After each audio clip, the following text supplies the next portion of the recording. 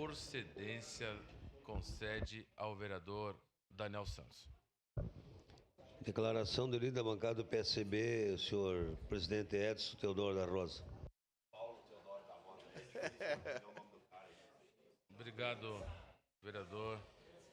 Ô, amigo. José D'Ambrosio, pela deferência.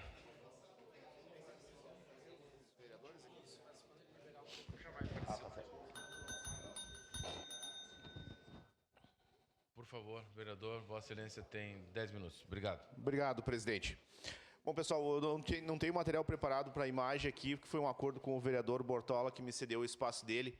Mas eu quero falar sobre a minha última viagem a Brasília semana passada, onde, que, por sinal, foi muito produtiva. Fiquei muito feliz dos resultados lá.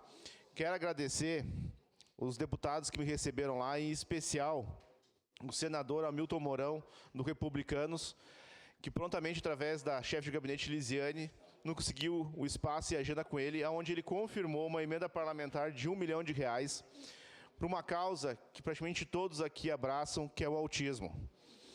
E o projeto da Universidade de Caxias do Sul, que ele tem desenvolvido desde 2022, que é o Centro Interprofissional de Atendimento às Pessoas com Transtorno de Aspecto Autista, agora vai sair do papel, através dessa emenda parlamentar. Então, meu muito obrigado ao senador Mourão, que prontamente, desde o primeiro momento onde nós apresentamos para ele esse projeto, ele se encantou e se empenhou de fazer essa ajuda. E se comprometeu que, assim que possível, contribuir ainda mais. Agradecer também a assessoria do deputado e pré-candidato a governador Zuco, que nos recebeu prontamente também, recebendo nossas indicações.